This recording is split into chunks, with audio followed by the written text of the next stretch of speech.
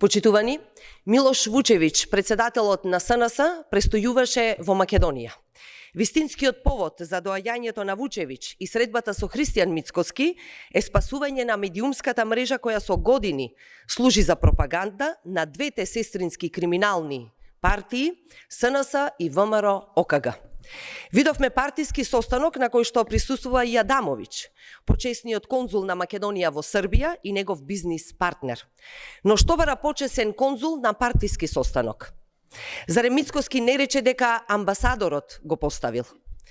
Иста приказна, истата лага како со обвинителот кого не го познавал, ама телефонски разговара. Цело време само лаги. Друг важен дел од агендата, почитувани, е Euronews и поставувањето на Ивона Талевска за уредник за Македонија. Покрај Орбановата медиумска мрежа која контролира 40% од медиумскиот простор во Македонија, ВМРО-ОКГ активно ја користи и трол фармата и бот мрежата на својата сестринска партија СНС и Вучич. Падот на Орбан ја загрозува целата добро позната медиумска пропагандна шема на оската Орбан, Мицкоски, Вучич за контрола на медиумите и политичка пропаганда. Новиот премиер на Унгарија Петер Маѓар најави ревизија на договорите подпишани за време на владењето на Орбан, меѓу кои и договорот со 4IG.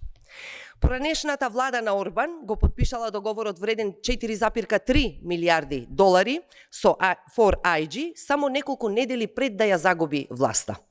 Тоа, почитувани, е истата компанија со која владата на Мицкоски склучи договор во Македонија. Се сеќавате ли дека Мицкоски одеше туристички во Давос, каде имаше само еден состанок?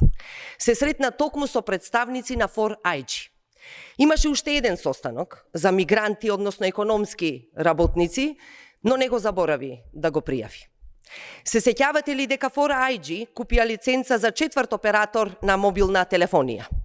Токму 4IG имаше задача да обезбеди платформа за поврзување на Орбановата медиумска мрежа во Македонија. Сега македонската јавност очекува одговори од Мицкоски. Наместо да се крие, да излезе пред граѓаните и да одговори. Ако тој не каже, истрагите кои се најавуваат во Унгарија ќе ги дадат сите одговори. Доаѓа времето на вистината, на правдата и на одговорноста. Ви благодарам.